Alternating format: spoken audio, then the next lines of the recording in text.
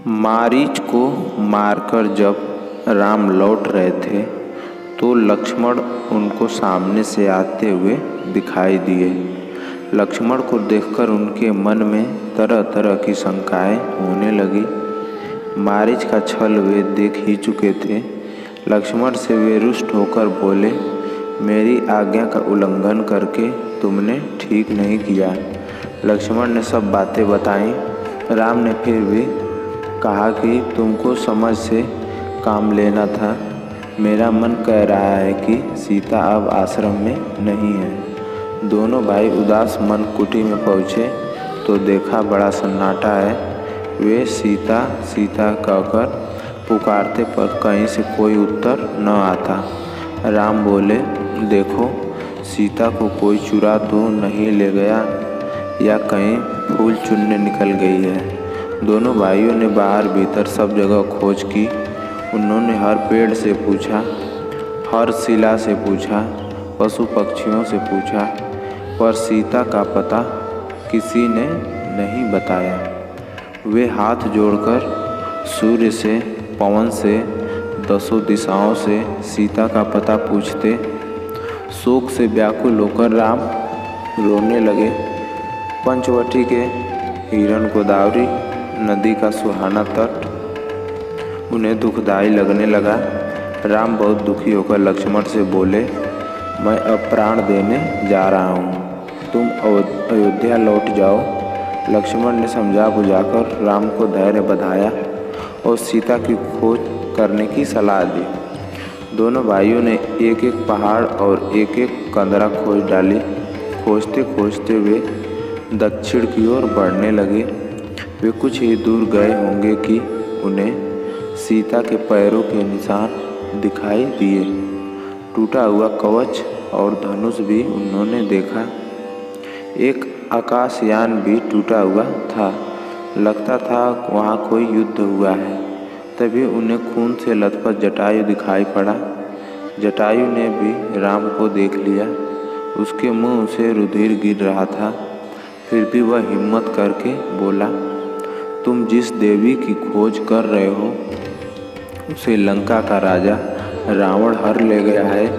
उसी ने मेरी यह दुर्गति कर दी है। तुम दक्षिण की ओर जाओ और सीता की खोज करो। इतना कहते कहते उसकी जीभ लड़खड़ाने लगी और आंखें बंद हो गई। राम ने धनुष बाण फेंककर गिद्धराज को गोदी में उठा लिया और उसके लिए विलाप करने लगे। उन्होंने लक्ष्मण से कहा, देखो इस पक्षी ने हमारे लिए प्राण दे दिए। यह संत है, हमारे पिता का मित्र भी है। तुम वन से लकड़ियाँ बीन लाओ, मैं इसका दाह संस्कार करूँगा। जटायु को जलांजलि देकर राम लक्ष्मण एक घने जंगल में पहुँचे। सामने देखा तो कबंध नाम का एक बहुत बड़ा दानव उनकी रास्ता रोके खड़ा था। उसका पेट बहुत बड़ा था, सिर था ही नहीं।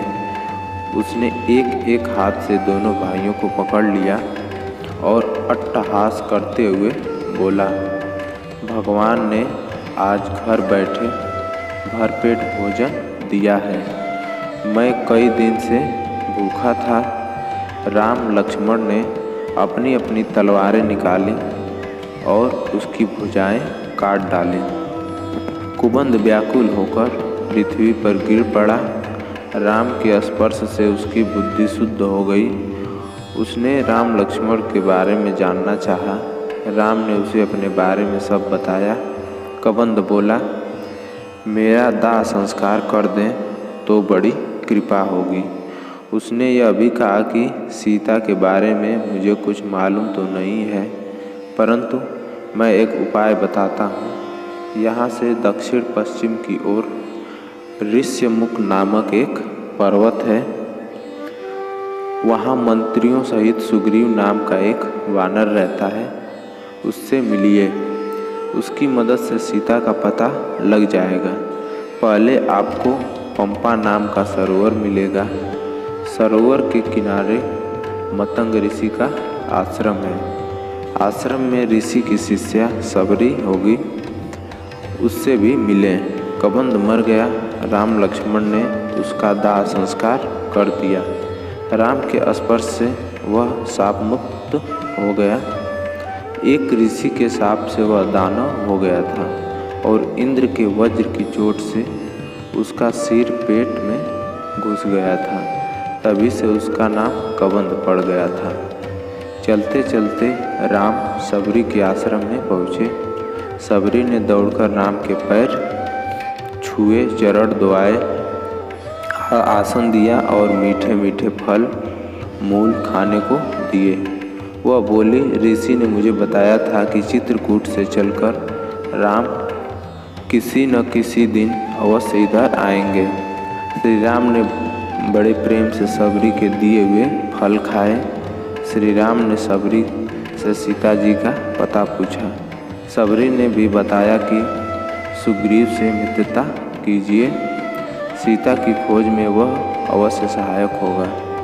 तब सबरी ने श्री राम को मतंग ऋषि का आश्रम और मतंग का वन दिखाया और ऋषि के चमत्कार की बहुत सी कथाएं सुनाई। फिर राम की अनुमति लेकर उसने शरीर त्याग कर दिया। सबरी से मिलकर राम के मन को बड़ी शांति मिली और व्याकुलता जाती रही।